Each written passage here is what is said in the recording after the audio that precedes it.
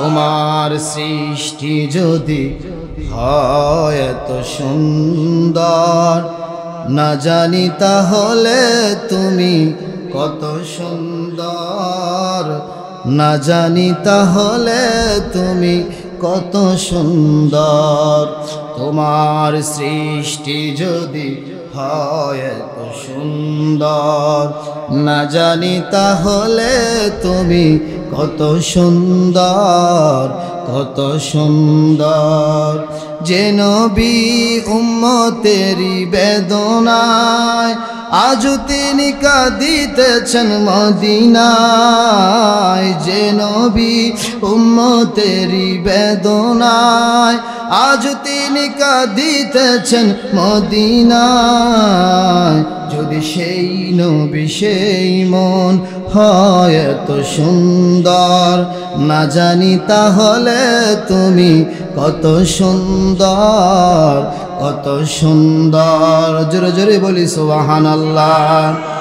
এ বন্ধুরে, ও মুরব্বী বাবারা, ঈসা নবী আল্লাহকে ডাক দিয়া কয়, আল্লাহ গো, তোমার সৃষ্টি পাথর যদি এত সুন্দর হয়, না জানি আল্লাহ তুমি কত সুন্দর।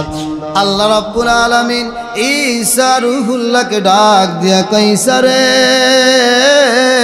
ও ঈসা, তুমি আমার সৃষ্টি পাথর দেখে আমি মাওলার প্রেমের সাগরের মধ্যে ডুব দিলা।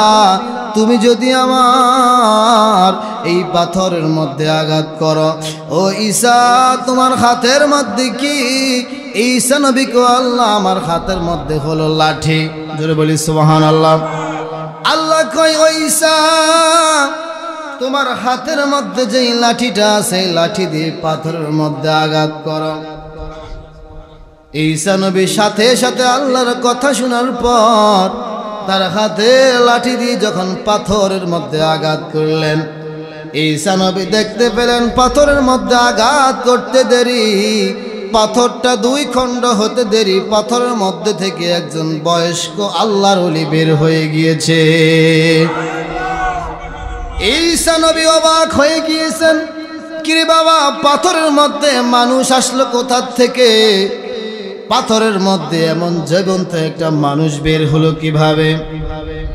ঈসা নবী লক্ষ্য করে দেখলেন, ওই মুরব্বী পাথরের মধ্যে থেকে বের হয়, হাতের মধ্যে একটা তসবিহ, আর বলতেছেন আল্লাহ আল্লাহ। সুবহানাল্লাহ বলেন।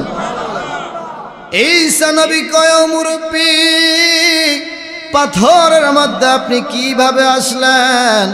এই পাথরের তো জানালা নাই, দরজা নাই, এই কেমন কেরামতি আল্লাহ, এটা কি কুদরত তোমার? ঈসারে আমার আল্লাহ ডাক দিয়া কয়, ঈসারে, আমি আল্লাহ থেকে শোনার দরকার নাই, তুমি আমার বান্দাটাকে জিজ্ঞেস করো, সে কিভাবে পাথরের মধ্যে ঢুকলো। ঈসা নবী যখন তাকে প্রশ্ন করলো, আল্লাহর বান্দা, এই পাথরের মধ্যে জানালা নাই, দরজা নাই, এত ছোট একটা পাথরের মধ্যে আপনি কিভাবে ঢুকলেন? ঈসা নবীকে ওই মুরব্বী ডাক দিয়া কয়, ঈসা নবী, আমি আপনার আমলের কোনো উম্মত নয়, আমি হলো মূসা নবীর আমলের উম্মত। সুবহানাল্লাহ বলেন।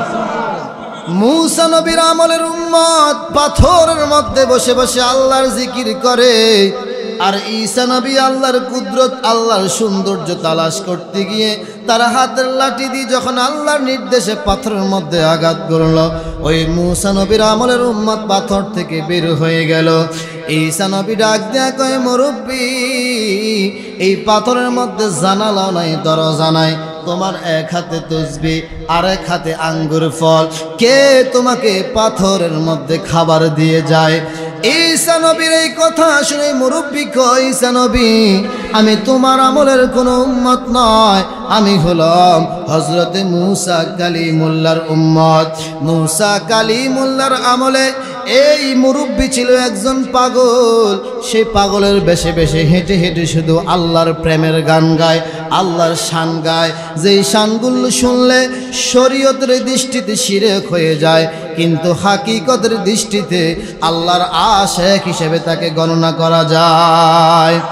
মূসা নবী বলে, পাগল তুমি কি বলো, এসব তো শিরকের সাথে সংযুক্ত হয়ে যায়। মূসা নবী তাকে ধমক দিয়ে একটা থাপ্পড় মারলো। ওই আল্লাহর ওলি আল্লাহকে ডাক দেয়া কয়, আল্লাহ গো, যেই জায়গায় যেই সমাজে তোমার শান গাওয়া যায় না, যেই সমাজে তোমার গুণ গান গাওয়া যায় না, ও আল্লাহ এই সমাজে আমি থাকতে চাই না। আপনি আমাকে এমন এক জায়গায় নিয়ে যান, এমন একটা জায়গায় নিয়ে যান যেই জায়গায় বসে বসে আমি পাগলা আপনার শান গাইতে পারবো, আপনার গুণগান গাইতে পারবো, কেউ আমাকে ডিস্টার্ব করবে না। জোরে বলে সুবহানাল্লাহ।